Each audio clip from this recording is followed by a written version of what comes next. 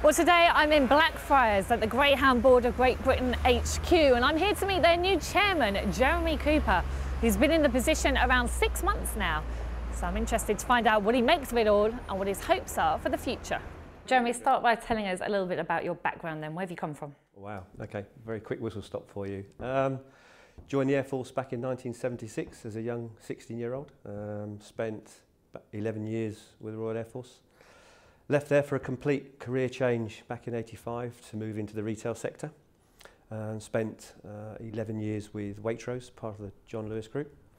And from there moved across to Tesco's and spent 12, 13 years with them before then moving into the merchant side of retail for a further 5 years. And at that point, I then started the move into the animal welfare side, where I took over as Chief Executive of what was then Freedom Food, that I then rebranded to RSPCA Assured. 3.5 years doing that before taking up the role of Chief Exec of the RSPCA. Left there June 17 to set up my own consultancy, JPC Consulting. And within that time, spent some time doing some work for Dogs Trust as a director. And then ultimately where we are today, where I took up an appointment as the GBGB non-exec chair in July of this year. So what I think will interest a lot of people is what your view of greyhound racing was before you came into this position, obviously coming from the RSPCA, and has your view changed at all? I didn't really have a view, hard and fast view, if I'm really honest with you. Has my view changed?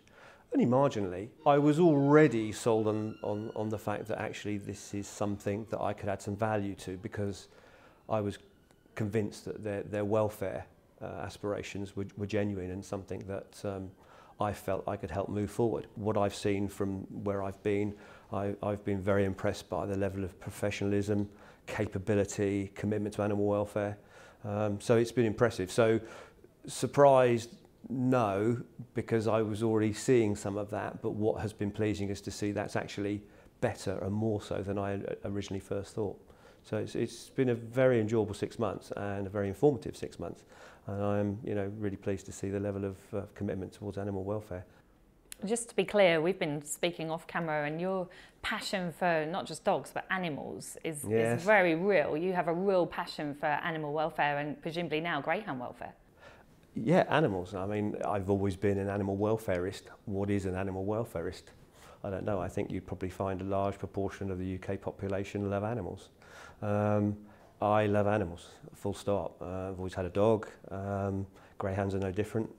They're another animal that should be respected and treated in the right way. And yeah, I'm just passionate about any animal, and anything we can do to improve the lives of animal welfare or improve the lives of animals, we should endeavour to do. And why is welfare so important in this industry now for greyhound racing?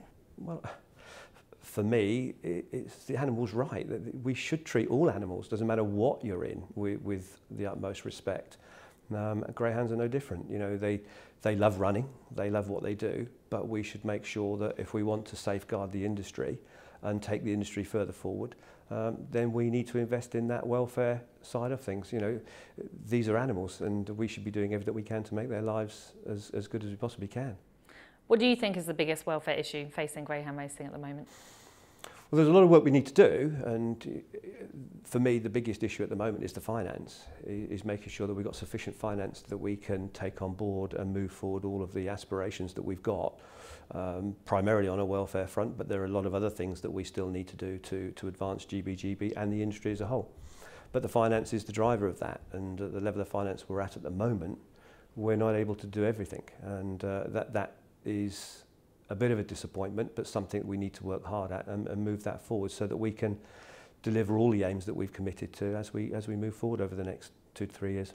The official line has been that we remain close to an agreement with the bookmakers, albeit obviously we'll have missed a year's worth of contributions. How frustrating is it to not have that agreement in place? Yeah, frustrating is a word.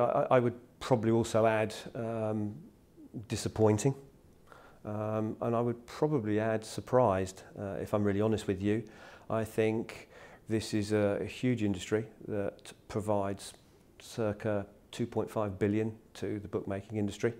That's a huge amount of money, and for any organisation or any business that wants to future-proof what it's got, safeguard what it's got, it needs to invest in it. So I'm surprised that there hasn't been more finance readily given more easily. It has been difficult, and the reduction in funding that we've had this year is going to curtail some of the activities that we want to do. If we do finally get the money, where do you think it's most needed?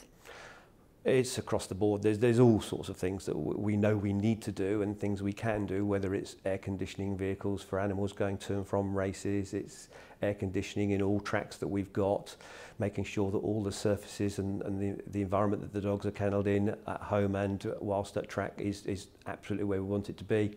You know, there's a whole range of things that we can do, providing better infrastructure, operational equipment for people, training. There's a whole range of things that we can do that will enhance both the animal welfare and the industry if we have the right finance. So we've talked a lot about welfare, and that's clearly a passion of yours and the angle that you're coming from. But what about wider issues in the sport? So, for example, promotion, marketing, things like that. Are other issues that people would like to see addressing? Yeah, I totally agree, and I think it's right. If we want to sustain the sport long term, you know, we need to look at the whole package. So for me, the driver is the finance. We need to get the welfare right. And as we address those welfare issues and move that forward, we have got to look about how we market the sport better, how we provide a better, more customer or spectator experience at tracks.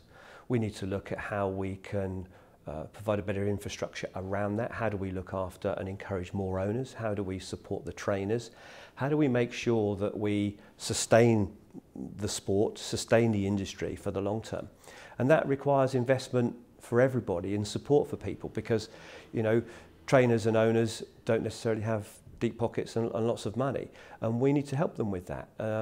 But we couldn't justifiably spend too much money on marketing or making it a great spectator sport until we've dealt with some of the welfare issues. But certainly we have got to address those, because without the trainers, without the owners, we don't have a sport. It's felt for a little while now like the pressure's kind of on the industry to change a bit. Where would you like to see things in 5 years in your ideal world? My ideal world? Oh, I'd like to see a strong revenue stream with a rolling financial plan that sees us future-proofed over the next 5, 10, 15 years.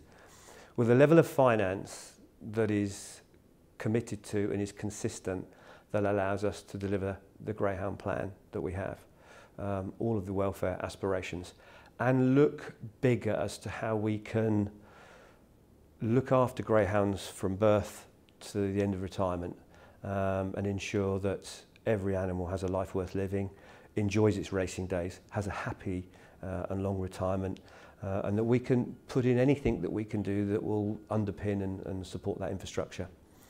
So yeah, I could look for animal hospitals and veterinary surgeries around supporting greyhounds around the country. We could be looking at specialist rehoming centres, working with all of the animal welfare charities, making sure that every greyhound that retires goes with a financial passport package to see it happily retired. I could go on forever.